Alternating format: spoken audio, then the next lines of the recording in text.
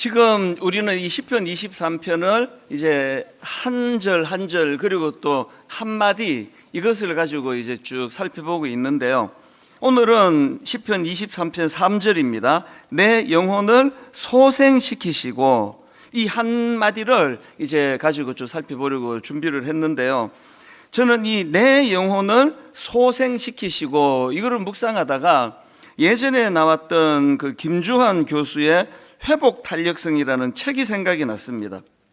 이 회복 탄력성이라는 거는 마치 이제 고무공을 바닥에 던지면 그게 그냥 이렇게 툭 깔아앉는 게 아니라 다시 튀어오르는 것처럼, 이 회복 탄력성이라는 거는 힘들고 어려운 어떤 역경이나 어떤 어려운 속에서도 그렇게 주저앉지 않고 다시 솟아오르는 특성, 이게 이제 회복 탄력성이다, 그렇게 설명을 합니다. 옛날에 저희들이 어릴 때 아이들이 갖고 놀던 장난감 중에 그 오뚜기라는 장난감이 있었습니다. 밑이 이제 더 그래야 일어나니까 밑이 더 이렇게 바닥이 크게 돼 있고, 그리고 다 둥글둥글한 표면이 돼서 아무리 쓰러뜨려도 다시 일어나고, 그래서 갓난 애기들이 제일 좋아하는 장난감이 오뚜기예요. 갓난 애기를 데리고 이렇게 오뚜기를 쓰러뜨리고 얘가 다시 일어서면 그게 그렇게 우스운가 봐요. 깔깔깔깔깔깔. 그 애기들이 그렇게 좋아하는 게 오뚜기 장난감인데요. 제가 이 회복 탄력성 이 책하고 또 내 영혼을 소생시키시고라는 이 3절의 말씀을 보면서 이 오뚜기 장난감이 생각이 났습니다. 여러분 여기 보세요. 내 영혼을 소생시키시고라는 말의 전제가 뭐겠습니까? 거기에는 뭔가 소생이 필요한 그런 절망이나 낙심이나 혹은 침체나 그런 것들이 전제가 되어 있는 거 아니겠습니까? 그래서 이 회복 탄력성이란 거는 일상에서 겪는 크고 작은 시련, 크고 작은 역경, 이것을 오히려 도약의 발판으로 삼는 마음의 근력이다, 그렇게 그 전문가 교수님이 설명하는 것을 제가 보고 듣고 있는데요. 최근에도 이 김주환 교수님의 강의를 듣다가 보니까 사람은 이 시련과 역경 때문에 더 좋아진다는 겁니다. 그래서 우리가 도약하기 위해서는 반드시 실패를 경험해야 된다. 또 성공하기 위해서는 반드시 망해야 된다. 또 비가 와야 땅이 굳어지기 때문에, 그리고 뒤로 움츠려야 앞으로 나갈 수 있기 때문에, 그래서 우리는 실패를 경험해야 된다. 이게 그것만 읽으면 무슨 목사님 설교 같은데요. 전문가 교수님이에요. 회복 탄력성이라는 이 내용을 강조하는 전문가 교수님이, 그러면서 이제 성공하고 싶으십니까? 그러면 실패하는 노력을 하래요. 실패하는 노력을 기울여야 한다. 한 시대를 흔든 위대한 리더들, 뭐 그때 이제 이순신 장군 또 윈스턴 처칠 막 이런 사례를 쭉 들면서 이 모든 위대한 리더들에게 공통점이 있는데 하나같이 큰 고통과 시련을 겪었다는 공통점이 있다는 겁니다. 그래서 그들은 역경에도 불구하고, 요 불구하고에 따옴표를 넣어가지고요, 역경에도 불구하고 위대한 업적을 이룬 게 아니라 역경 덕분에, 이 덕분에도 이 따옴표를 넣어가지고 역경 덕분에 위대한 업적을 이룰 수 있었던 것이다. 그래서 이 회복 탄력성은 계속 훈련을 거치고, 그러면 우리 마음의 근력이 이제 자꾸 이제 나이 들면은 몸에 근육이 빠져나가서 단백질 많이 드시고 근육 운동하라고 하는데요. 마음에도 이 훈련이 필요하다. 이 근력 훈련이 필요하다. 이거를 이제 강조하는 게 회복 탄력성입니다. 저는 이 교수님의 강의를 들으면서 요셉 생각이 났습니다. 요셉이야말로 그 어린 나이에 형제들에게 인신매매 당해가지고 그렇게 애굽으로 팔려가고 종살이를 하고 억울한 모함을 당하고 감옥에도 가고 이 모든 역경을 겪었던 사람이 요셉인데, 이 교수님의 말씀에 의하면 요셉이 이랬기 때문에, 이 과정이 있었기 때문에 그는 위대한 인물이 될 수 있었다, 그렇게 설명할 수 있는 거 아닙니까? 그런데 그 교수님이 이제 인문학 교수니까 안 붙이는 게 있는데요. 저는 하나 더 압니다. 요셉의 끔찍한 고난에 뭐가 더 붙느냐? 창세기 50장 20절입니다. 당신들은 나를 해하려 하였으나 하나님은 그것을 선으로 바꾸사 오늘과 같이 많은 백성의 생명을 구원하게 하시려 하셨으니 마음 근육을 우리가 막 애쓰고 노력해도 인문학자들이 연구해 보니까 그것이 굉장히 이제 강함을 가져다 주더라 그러는데요. 우리는요, 이 회복 탄력성의 원천이 하나님이시라는 걸 아는 거거든요. 이 회복 탄력성을 이루게 하시고 가능하게 하시는 분이 하나님이시기 때문에 그 형제들은 나를 해하려고, 해코지하려고 이런 못된 짓을 했지만 하나님은 그것을 선으로 어떻게 바꿨습니까? 바로 요셉에게, 어린 요셉에게 철딱서니가 하나도 없던, 그래가지고 그렇게 형제들이 싫어하는데 눈만 뜨면 이제 꿈 얘기하고 눈만 뜨면 형제들이 나중에 자기한테 절하게 될 거라고 이런 소리 하고 있던, 철이라고는 하나도 없는 이 요셉이 점점 하나님 앞에서 큰 인물로 그렇게 성장해 갔다는 거거든요. 오늘 본문을 이런 맥락으로 오늘 한번 살펴보자는 거거든요. 오늘 본문 1절을 다시 보십시오. 여호와는 나의 목자시니 내게 부족함이 없으리로다. 어떻게 인도하시느냐? 2절, 그가 나를 푸른 풀밭에 누이시고 쉴 만한 물가로 인도하시는도다. 지난주에 우리 이 말씀 나누었잖아요. 양은 배고프면 눕지 않는다고요. 그런데 지금 이 목자가 몽둥이로 눕힌 게 아니고요. 어디로 데려갔습니까? 푸른 풀밭에 데리고 갔어요. 어디로 데려갔습니까? 쉴 만한 물가로 데리고 갔습니다. 우리 하나님은 우격다짐으로 협박하고 강제로 누이는 분이 아니에요. 우리 하나님은 환경을, 너무나 이 그림을 한번 머리로 상상해도 너무 아름답지 않습니까? 푸른 풀밭에 누이시고 쉴 만한 물가에 누이시고. 그래서 이런 2절을 우리가 나누었는데, 이제 3절에 보니까 내 영혼을 소생시키시고요. 1절과 2절만 보면은 결핍이 없는 것 같은데, 아니 여호와가 목자인데 뭐가 문제겠어? 처음에 이렇게 예수 믿어가지고 다 시험에 드는 거거든요. 뭐 여호와가 내 목자신데 그가 나를 푸른 풀밭으로 인도하시는데 쉴 만한 물가로 인도하시는데 무슨 결핍이 있겠어? 아니에요. 바로 이 2절 다음에 나오는 게 3절, 내 영혼을 소생시키시고. 결핍이 있다는 거예요. 상처가 있다는 거예요. 이건 다윗의 삶을 통해서 여러 번 말씀을 드렸잖아요. 다윗이야말로 외부적인 요인 때문에, 그 악한 권력자가 자기를 죽이려고 달려드는 것 때문에 절망을 경험했던, 오랜 세월을 고통했던 경험이 있고, 또 본인의 잘못으로 상상하기 어려운 악한 짓을 저질러서 또 엄청난 내면의 고통으로 마음의 기쁨이 다 사라져 버렸다고 절망하는 이런 일들이, 이런 결핍이 다윗에게 있었단 말입니다. 그런데 여러분, 그 내용을 여러 성경 구절에서 다윗이 자기의 절망을 토로하는데 한 구절만요, 시편 3편 1절입니다. 이 다윗이 쓴 이 시를 보십시오. 시편 3편 1편, 여호와여 나의 대적이 어찌 그리 많은지요, 일어나 나를 치는 자가 만소이다. 이 한마디 안에 그의 결핍이 느껴지잖아요. 그의 영적인 침체가 느껴지지 않습니까?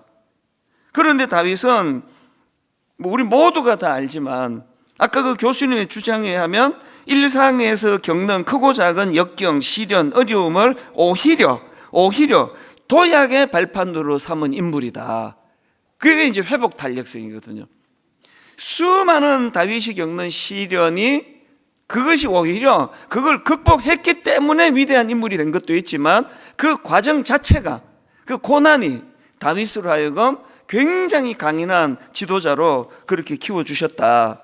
그래서 여러분, 지난주에 제가 필립 켈러라는 분 말씀드렸잖아요. 이분이 양과 목자라는 책을 썼는데, 이분은 8년 동안이나 직접 이제 양을 기른 목자 경험이 있기 때문에 내용이 참 생생하다고 그런 말씀을 드렸는데요. 이 필립 켈러가 양을 키우다 보니까 놀라운 걸 자기가 발견한 거예요. 이 양이요, 이렇게 넘어지면서 만약에 뒤집어지잖아요. 그러니까 이 네 다리가 하늘을 향해서 그럴 수도 있을 거 아닙니까? 그냥 약간 꼬꾸라지면 다시 일어서 가는데, 양이 이렇게 거꾸러지면은, 뒤집혀지면 스스로 일어날 수가 없다는 거예요. 그 내용을 한번 읽어 드릴게요. 뒤집힌 양은 애처롭다. 등이 땅에 닿아 있고 내 발이 허공으로 들려진 그 양은 일어나기 위해 미친 듯이 바둥거리지만 혼자서는 어쩔 도리가 없다. 때로 도움을 바라고 잠시 소리내어 울기는 하겠지만 일반적으로 양은 두려움과 좌절감에 빠져 심히 발버둥을 치며 그곳에 누워있게 된다. 만일 목자가 빠른 시간 안에 그 현장에 도착하지 못할 경우 양은 죽고 말 것이다. 이게 나약한 양의 모습이거든요. 그래서 이분이 이제 자기가 직접 경험한 거죠. 목자들은요, 자주 양의 숫자를 센대요. 자주. 그래서 한 마리가 없네? 그러면 걔는 지금 뒤집어진 거죠. 어디 가서. 그때 까불다가 자빠져가지고 뒤집어져 있는 거예요. 그래서 양이 예수님이 왜 그 99마리를 두고 한 마리를 찾으러 간다는 거 뒤집어져 있는 거예요. 추측한데. 근데 여러분이 웃으니까 뒤집어지는 거예요. 이렇게 좋아하시는데 뭐. 그래서 여러분, 지금 여러분 인생이 뭔가 지금 침체에 빠져 있고, 믿음도 마찬가지, 신앙이요, 막 이렇게 막 항상 상승 곡선을 타지 않습니다. 이 목사들에게 제일 고뇌가 그거거든요. 여러분은 뭐 업다운이 있어도 되지만 제가 업다운이 있으면 안 되잖아요. 2주에 한 번씩 제가 다운이 되면 여러분들이 우리 목사 오늘 다운되는 날이다. 오늘은 갈보리 교회 가자. 이렇게 되는 거 아니겠습니까? 그래서 사실은 엿새 동안에 업다운이 많죠. 우울할 때도 있고, 마음이 너무 힘들 때도 있고, 무겁고, 지난주 내내 전화 받고 이러면 머리가 되게 복잡해도 또 서서는 한결같아야 되니까. 그래서 이게 저희들한테는 굉장히 어려운 일이에요. 내면에도 마찬가지거든요. 그래서 여러분, 지금 여러분의 상태가 그 양이 넘어져 뒤집혀진 것 같은, 아무리 내가 애를 쓰고 노력을 해도 도대체 이제는 일어나지지가 않는다는 분에게 제가 2가지 오늘 권면을 드리고 싶은데요. 첫 번째가 뭐냐, 여러분 그런 상태에 빠져 계시면 영혼의 소생을 위해서 소망을 하나님께 주는 거예요. 이 지금 넘어져 뒤집혀 있는 이 양은요, 바둥거릴수록 더 괴로운 거예요. 더 힘든 겁니다. 그렇기 때문에 그 양은 유일하게 회복될 수 있는 대안이 있다면 목자가 나타나시는 거예요. 지금 우리 목자가 한 마리 없어진 걸 세우고 계시겠지? 소망을 목자에게 주는 겁니다. 그게 3절입니다. 여호와가 나의 목자시니 내게 부족함이 없으리로다라고 고백할 수 있는 건, 내가 완벽하게 로봇처럼 갈등이 하나도 없는 삶이 됐다는 게 아니라 철딱서니가 없어서 맨날 우리는 그 이사야서에 나오잖아요. 우리는 각기 제 길로 가는 존재. 양이 그렇대요. 걸핏하면 제 길로 가버리고, 여기가 움푹 파여가지고, 여기가 좀 좋은 것 같으네. 그러면서 들어가다가 꼬꾸라져 버리고, 이런 것들이 우리 인생이지만, 그러나 여전히 나는 여호와가 나의 목자시기 때문에 부족함이 없는 거는, 오늘도 목자 되신 그분이 양 한 마리 어디 갔어? 이 박권사 왜 꼬꾸라져 있지? 그 주님이 우리의 목자시기 때문이라는 거예요. 그 박권사는 막 한 거니까요. 놀라지 마세요. 김 권사로 할까요? 내 영혼을 소생시키시고. 그래서 제가 앞에서 다윗이 너무나 절망적인 상황을 시편 3편 1절에서 토로했다 그랬지 않습니까? 여호와여, 나의 대적이 어찌 그리 많은지요. 일어나 나를 치는 자가 만소이다. 시편 3편은요 다윗의 이런 낙심으로, 그것도 큰 낙심으로 시작하는 시인데요, 이것 때문에 오히려 다윗은 3절, 여호와여, 주는 나의 방패시요 나의 영광이시요 나의 머리를 드시는 자니이다. 이제 이 맥락을 아시겠죠? 우리가 막 이 찬양을 부를 때 맥락을 아셔야 돼요.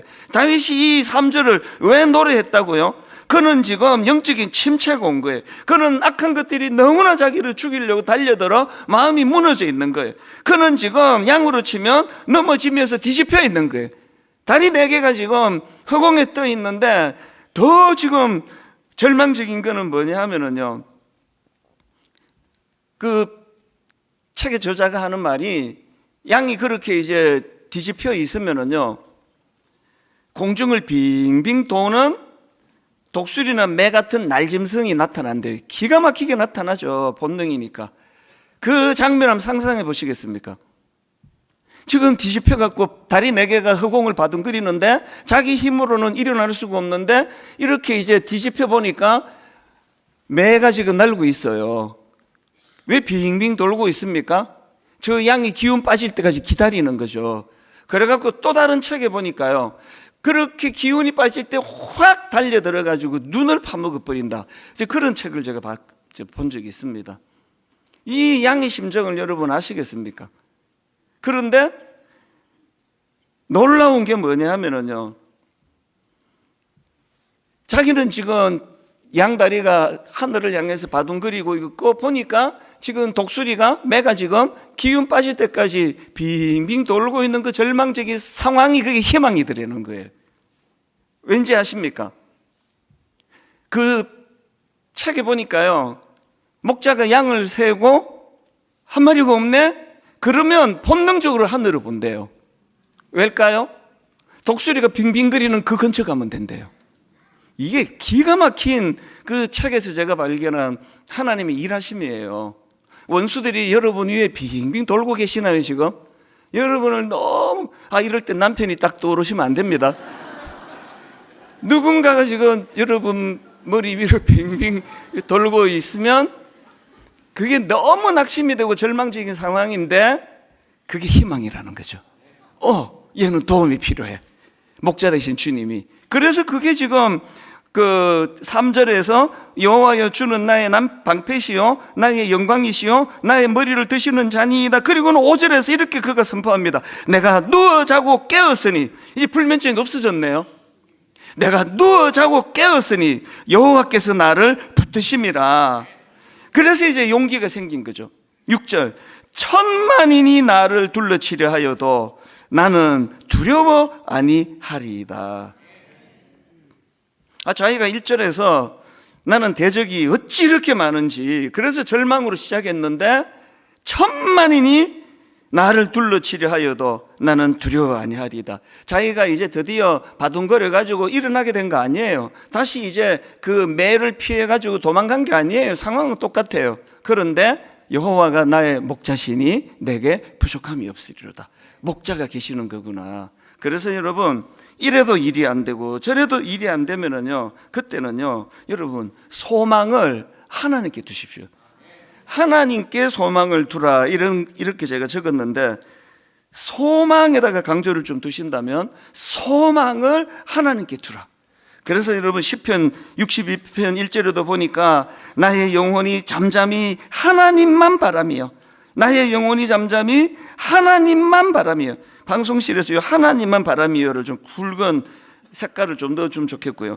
나의 영혼이 잠잠히 하나님만 바라며, 왜? 나의 구원이 그에게서 나오는도다. 또 5절, 나의 영혼아 잠잠히, 여기도요, 하나님만 바라라. 왜? 뭘 알았습니까? 나의 소망이 그로부터 나오는도다. 그래서 여러분이 아무리 애를 써도, 아무리 바둥거려도 내 힘으로 할 수 없다는 것이 자각이 된다면, 하나님이 양 숫자를 세고 계실 때예요. 이 한 마리가 어디 갔지? 그리고 하늘을 드는 거죠. 독수리가 빙빙 도는 그 길을 찾아간다고. 제가 이 설교를 준비하다가요, 차준희 교수라고 한 세대 교수님인데 구약학인인데요, 이 교수님의 간증을 듣고 제가 막 전율이 느껴지는 걸 경험했습니다. 이 교수님이 8살 때 교통사고를 당했대요. 엄마하고 이제 초등학교 입학하고 얼마 안 있다가 3월인데요, 어머니하고 함께 학교를 갔다가 오는 길인데, 이제 길을 건너는데 이제 그때는 막 까불 때잖아요. 그래서 엄마 손을 뿌리치고 먼저 달려가다가 차에 치여가지고 교통사고를 당했다는 겁니다. 그래서 불행하게도 오른쪽 다리를 절단하고 의족을 쳤대요. 어릴 때부터 이제 다리를 그렇게 절단할 수밖에 없었는데요. 그래서 이제 겨우 목숨을 건지고 병원으로 실려가가지고 무려 6, 7개월 동안에 수술하고 재활하고 수술하고 재활하고 이런 것들을 다 거쳤는데요. 교회에서 신방을 오셔가지고 찬송을 부르고 또 기도해 주시면은 이 아이가 기분이 그렇게 좋았는데, 엄마랑 단둘이 있으면 그 어머니가 그 쇼크가 이만저만 하겠냐고요. 자기가 지금 손잡고 길을 건너는데 얘를 내가 보호하지 못했다는 그 죄책감 때문에 이 엄마랑 단둘이 있으면 그 엄마가 계속 입버릇처럼 우리 둘이 같이 죽자, 그 어머니의 마음이 이해가 되잖아요. 그러나 또 8살짜리한테는 해서는 안 되는 말이잖아요. 우리 둘이 같이 죽자. 그런데요, 이 믿음 좋은 8살짜리, 몸은 철딱서니가 없는 개구장인지 몰라도 그 8살짜리에게 믿음이 있는 거예요. 그 엄마가 자꾸 우리 둘이 같이 죽자 그러는데요, 그 8살짜리애가 하는 말이, 엄마, 그렇게 죽고 싶으면 혼자 돌아가세요. 내가 인생을 8년밖에 안 살았는데 앞으로 반바지만 안 입고 수영장만 안 가면 되는데 이것 때문에 왜 죽어야 됩니까? 이 믿겨지십니까? 이게 8살 수영장만 안 가고 반바지만 안 입으면 되는데 내가 왜 죽어야 됩니까? 8살짜리 아이에게 이런 생각을 누가 줬다고 생각하십니까? 이게 그 아이에게서 든 생각은 절대 아니라고 생각하거든요. 그리고 신학교 교수님인데 없는 말을 하시겠냐고요. 지금도요, 연세가 많이 드셨지만 어머니는 그 사고 난 그 현장을 어머니는 생각을 못 하신대요. 그게 너무 충격이 돼가지고. 그 어머니 입장에서는 아들 다리를 잃어버린, 아들 한쪽 다리를 절단하게 만든 그런 장소인데요. 이 목사님은 이제 교수가 되시고 이제 신학을 제대로 공부하시니까요, 이 목사님은 그 사고 난 그곳이 내 다리 하나를 잃은 곳, 내가 죽을 뻔한 곳이 아니라 하나님이 자기를 살려주신 곳으로 기억이 된대요. 그래서 놀랍게요, 그 건축으로 이사를 갔대요. 건축으로 이사를 가서 매일 그 이제 하나님이 나 목숨을 살려주신 것, 인생의 해석이라니까요. 그 의미 부여를 그게 다는 거죠. 하나님께서 나를 살려주신 것, 모르긴 해도 교수님이 그 길을 왜 이사 가가지고 보겠냐고요. 나 시시하게 살면 안 된다, 그거 아니겠습니까? 하나님이 나 8살 때 살려주신 장소. 그리고요, 그 딸들도 이제 가끔씩 그 길을 이제 데리고 간대요. 그리고는 딸들한테 묻는데요, 너 저기가 어딘지 알지? 하도 많이 물으니까 걔가 알아. 아빠 사고 난 것이잖아. 그러면 아버지가 교정해 준대요. 아니, 아빠가 살아난 것이야. 아빠 다리 절단하고 아빠 사고 난 것이 아니고 내가 살아난 것이야, 저기가. 그래서 건축으로 이사가 가지고 이번 표현으로 그걸 성지처럼 생각한다, 자기는. 여러분, 여러분의 아픔이 아픔으로 남아있으면 여러분은 기도를 더 하셔야 돼요. 여러분의 그 고통이 여러분이 웅덩이에 자빠져가지고 다리 4개가 하늘을 향해 끔찍하게 나 죽이려는 독수리가 하늘을 빙빙 도는, 그래서 트라우마가 생기고 그 근처도 못 가고 그런 일이 계시다면 바꾸어 생각하셔야 돼요. 그런 절망적인 상황에 양의 숫자를 세시고 그렇게 나를 구해 주신 장소, 이게 여러분의 고난이 이게 회복 탄력성이 되기 위해서는 이런 재해석이 필요하다는 거거든요. 저는 여러분들이 시편 80편 7절이요, 만군의 하나님이여 우리를 회복하여 주시고 주의 얼굴에 광채를 비추사 우리가 구원을 얻게 하소서. 우리를 회복하여 주시고 우리를 회복하여 주시고, 이 3절에 나오는 말씀 아닙니까? 그런가 하면은 두 번째로 우리 영혼의 소생을 위해서 하나 더 하셔야 되는데요, 선포하라는 겁니다. 선포하라는 거죠. 뭘 선포합니까? 첫 번째 걸 선포하라는 거죠. 소망이 하나님께 있다, 이 선포하라는 거예요. 자꾸 선포하라는 겁니다. 그래서 시편 23편은 선포로 시작되잖아요. 여호와는 나의 목자시니 내게 부족함이 없으리로다. 팩트로 말하면 이건 거짓이에요. 팩트로 말하면 이건 거짓인데, 여러분 이 시를 읽으면서 다윗도 거짓말을 제법 하네, 이렇게 읽는 사람이 어딨냐고요. 왜? 이거 선포니까요. 많은 시들이 다 이렇게 시작하는 거 아닙니까? 다윗이 쓴 시들이. 현실은 그 양으로 치면 자빠져가지고 지금 바둥거리고 있는 상황인데 다윗은 선포하는 거예요. 여러분, 이제 제가 다음 주일을 다루려고 하는데요, 다다음 주일이군요. 4절에 보니까 내가 사망의 음침한 골짜기로 다닐지라도예요. 현실은 지금 음침한 골짜기에 지금 그 위험한 곳을 지나고 있는 거거든요. 근데 선포예요. 사망의 음침한 골짜기를 거닐수록 더 선포하는 거죠. 여호와는 나의 목자시니 이거 문제없다, 이 선포하는 거거든요. 제가 이번에 로이드 존스 목사님이 쓴 영적 침체, 저는 이 책을 2권 사놓고요, 한 권은 저희 집에, 한 권은 교회에다 두고 가끔씩 이제 마음이 이렇게 깔아앉고 침체가 되면 저는 이 책을 뒤집어요. 그리고 제목만 봐도 마음이 힘을 얻는 게 영적 침체라는 책인데요, 이 책에 보면은 42장을 가지고 풀어 설명하는데, 42장은 낙심한 사람, 낙담에 빠진 사람, 영적 침체에 빠진 사람을 이렇게 그리고 있습니다. 42장 5절, 내 영혼아 네가 어찌하여 낙심하며 어찌하여 내 속에서 불안해하는가. 또 11절, 내 영혼아 내가 어찌하여 낙심하며 어찌하여 내 속에서 불안해하는가. 이걸 2번씩이나 이제 고백하면서 이 시가 전개가 되는데요, 그런데 로이드 존스 목사님이 그 험정역 번역으로 그 내용을 설명하더라고요. 험정역 번역이란 건요, 영어 킹 제임스 버전을 기준으로 번역한 걸 험정역이라고 그럽니다. 이분이 영국 분이니까 이제 그 내용을 가지고 이렇게 설명합니다. 5절을 여러분 화면으로도 제가, 험정역 킹 제임스 버전입니다. 내 영혼아 내가 어찌하여 낙심하며 어찌하여 내 속에서 불안해하는가. 너는 하나님께 소망을 두라. 그 얼굴의 도우심으로 말미암아 내가 여전히 찬송하리로다. 여기 보니까요, 지금 자기를 도와주시는 하나님을 얼굴로 설명합니다.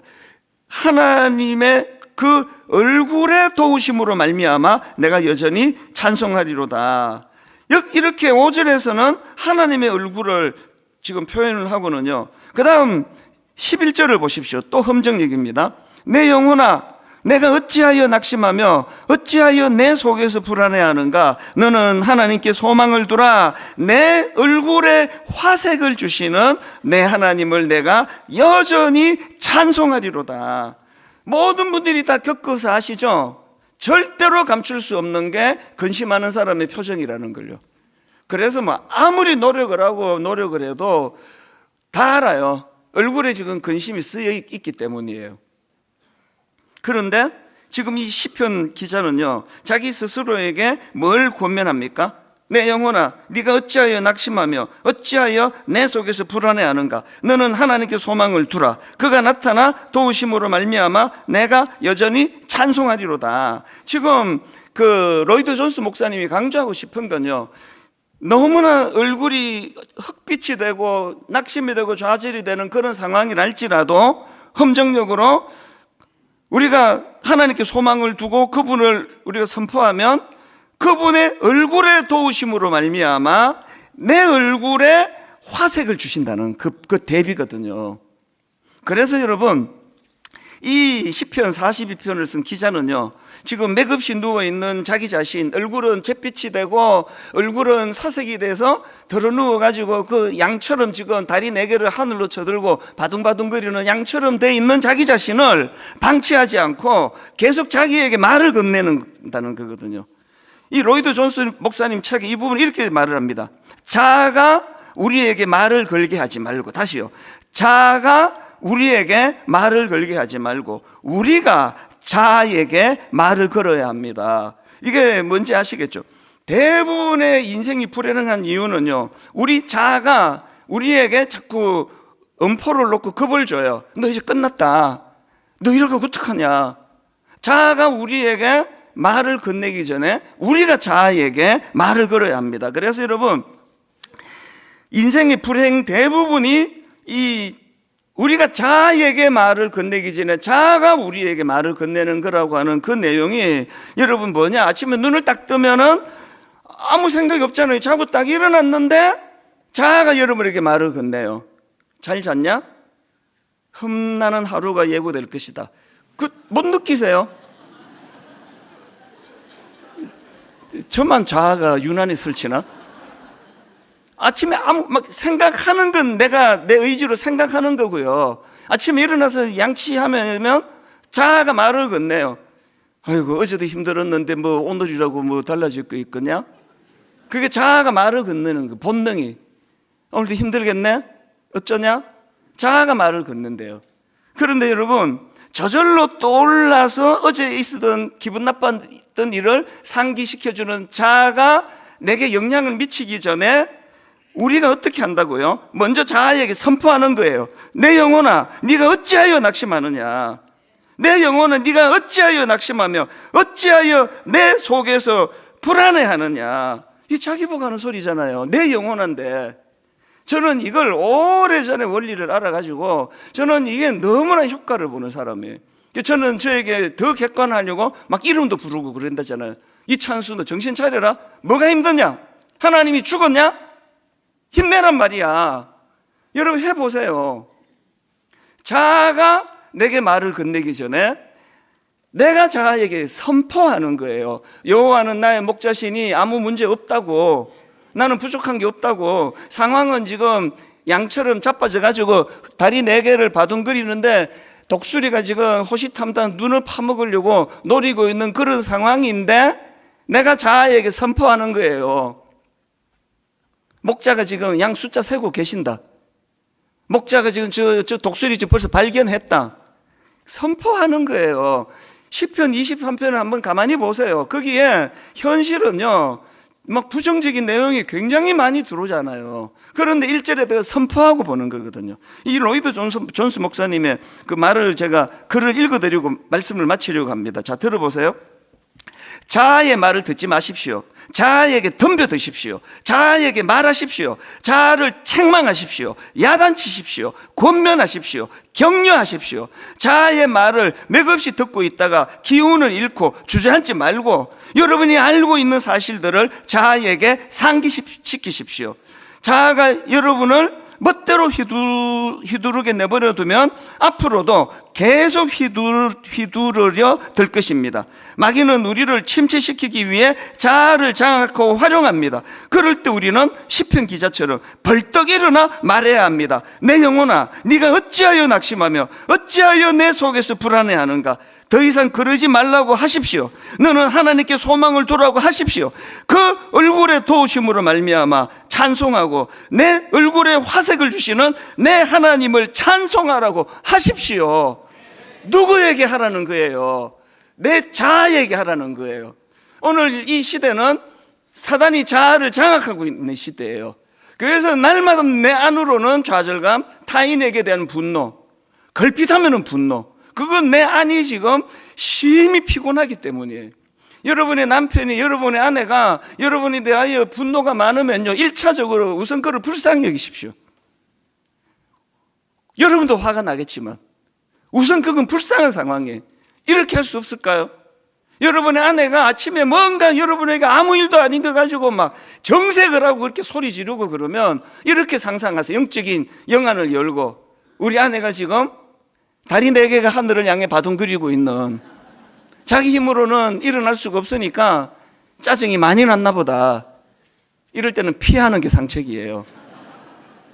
남편도 마찬가지예요. 그거를 맨날 꼬투리 잡아갖고 너 나한테 이렇게 말할 수 있어? 당신이 어떻게 나한테 이런 말을 해?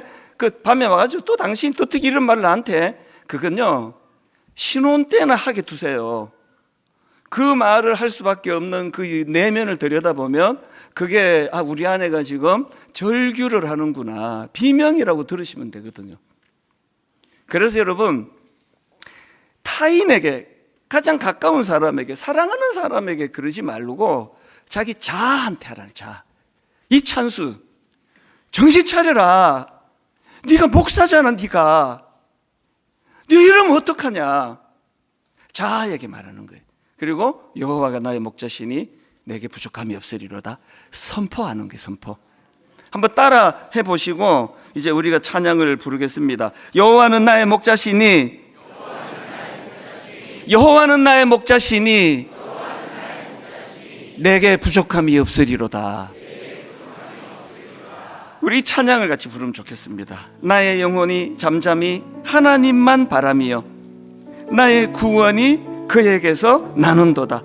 그리고 선포입니다. 나의 영혼아 잠잠히 하나님만 바라라. 나의 영혼이 즐거이 여호와를 따르리라. 나의 소망이 그에게서 나는도다. 자기 자신에게 선포하면서 또 하나님께 올려드리면서 찬양합니다. 나의 영혼이 잠잠히 선포합니다. 하나님만 바라며 나의 구원이 선포하는 겁니다. 그에게서 나는도다.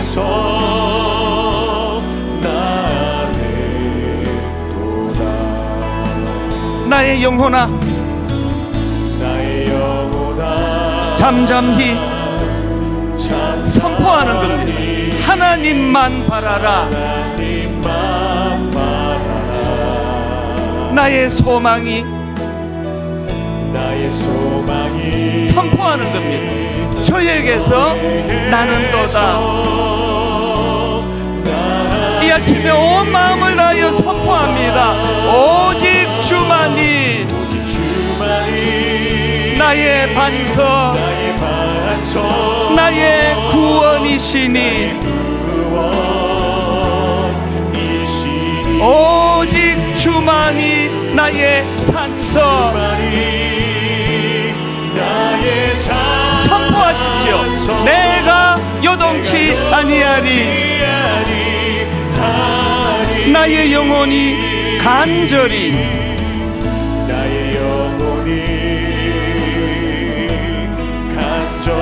여러 가지로 힘드시죠? 선포하십시오. 여호와를 갈망하며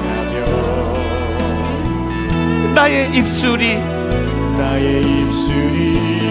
여호와를 찬양하리.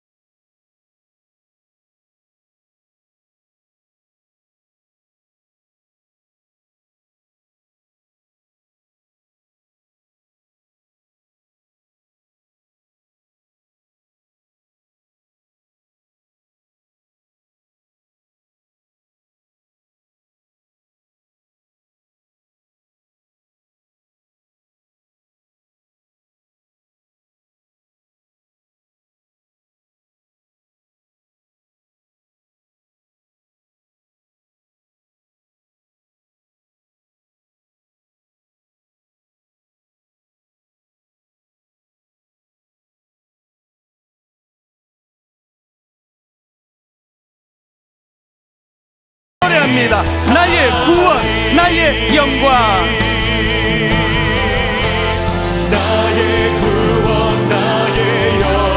이 아침에 우리 하나님 앞에 이렇게 올려드립니다. 하나님께 있으니 내 힘의 반석과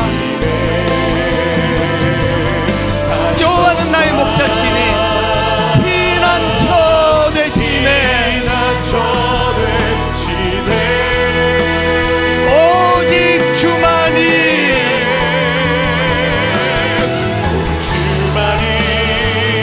나의 반석, 나의 구원이시니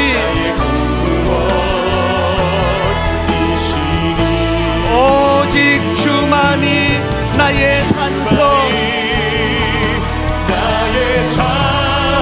내가 요동치 아니하리. 여호와는 나의 빛이요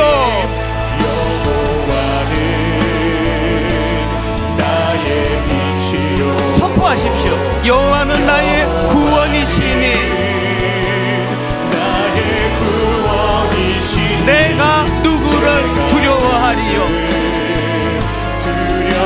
믿음으로 힘있게 선포합니다. 여호와는 생명의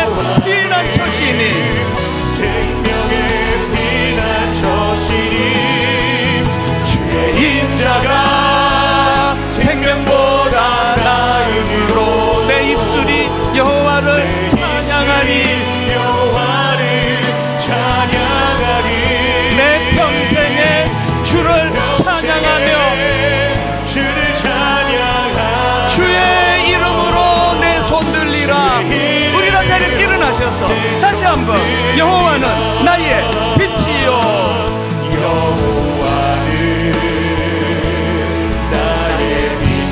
여호와는 나의 구원이시니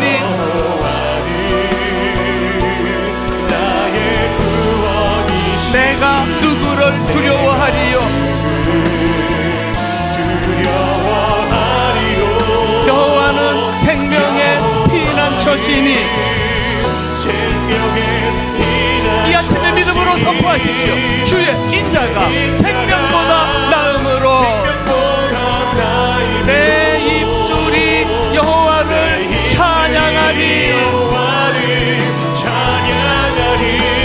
내 평생에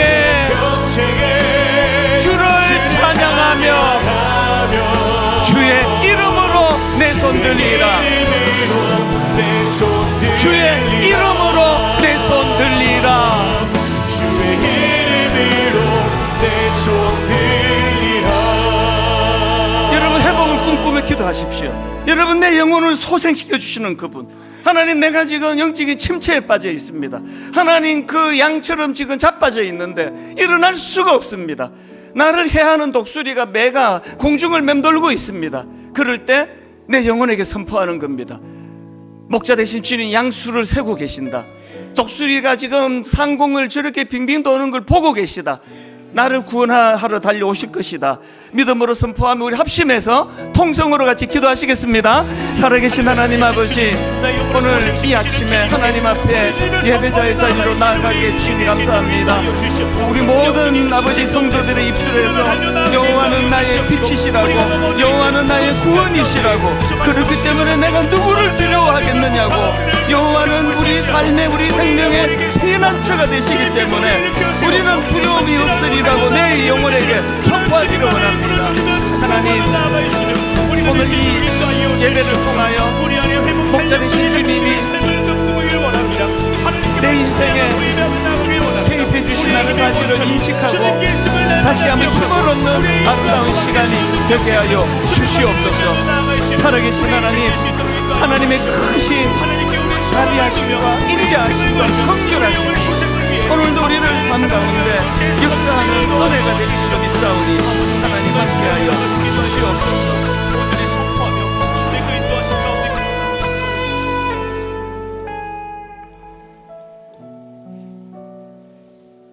여호와는 나의 목자시니 내게 부족함이 없으리로다. 그가 나를 푸른 풀밭에 누이시며 쉴만한 물가로 인도하시는도다. 내 영혼을 소생시키시고 자기 이름을 위하여 의의 길로 인도하시는도다. 아멘.